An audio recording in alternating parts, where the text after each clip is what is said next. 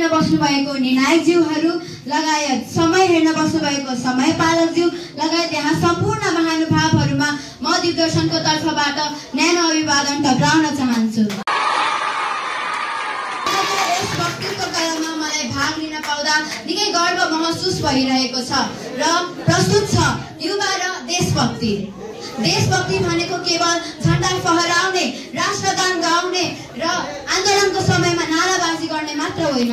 देशभक्ति भनेको त यस्तो भावना हो जुन केवल शब्दमा बोलेर मात्र होइन, यो त हाम्रो नसाको हरेक रगतको हरेक थोपामा बग्नु पर्दछ। देशभक्ति भनेको त आफ्नो देश प्रेम हो, यो त हाम्रो कर्तव्य हो जुन हामी निभाउनु नै पर्छ। युवा र देशभक्ति पानी र माछा जस्तै हुन्। युवा बिना देशभक्ति हुन सक्दैन र देशभक्ति नभएको युवा जन्मेर पनि कुनै अर्थ नै रहँदैन।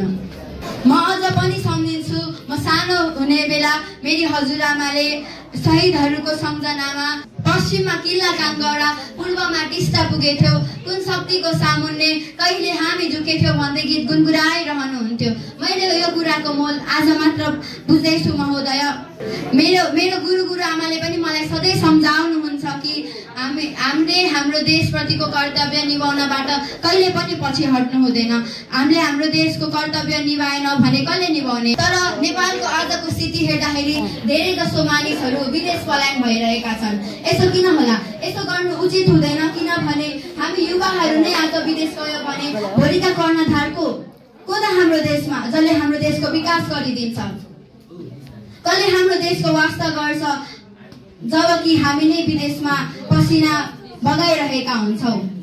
अन्त्यमा म यो भन्न चाहन्छु कि हामी युवा भएर हाम्रो देशको कर्तव्य निभाउन सक्नुपर्छ र हाम्रो देशलाई गर्व गराउन सक्नुपर्छ। धन्यवाद।